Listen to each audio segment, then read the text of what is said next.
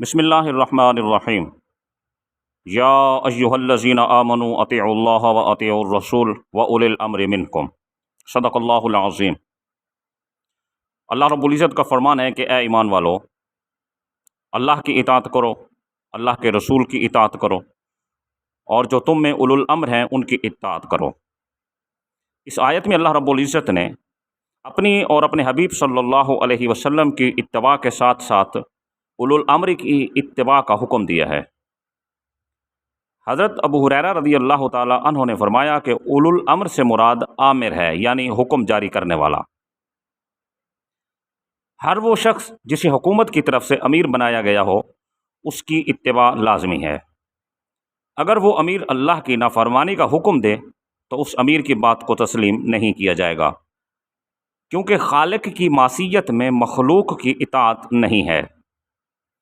اکثر احادیث میں آمر کی جگہ لفظ امام یعنی پیشوا بھی بیان ہوا ہے۔ بہرحال ریاستی، دنیاوی یا دینی معاملات میں جہاں اللہ اور اللہ کے رسول کی ناراضگی نہ ہو، وہاں امام، آمر یعنی حاکم کی اتباع لازمی ہے۔ سید الانبیاء صلی اللہ علیہ وآلہ وسلم کا فرمان، حضرت ابو ہریرہ رضی اللہ تعالی عنہ اس کے راوی ہیں، فرماتے ہیں کہ سید الانبیاء نے ارشاد فرمایا کہ امام ایسی ڈھال ہے جس کی آڑ میں جنگ کی جاتی ہے۔ اور حضرت ابو ہریرہ رضی اللہ تعالی عنہ سے ہی ہے، وہ بیان کرتے ہیں کہ رسول اللہ صلی اللہ علیہ وسلم نے فرمایا، جس نے میری اطاعت کی اس نے اللہ کی اطاعت کی، اور جس نے میری نافرمانی کی اس نے اللہ کی نافرمانی کی۔ جس نے امیر کی اطاعت کی اس نے میری اطاعت کی، اور جس نے امیر کی نافرمانی کی اس نے میری نافرمانی کی۔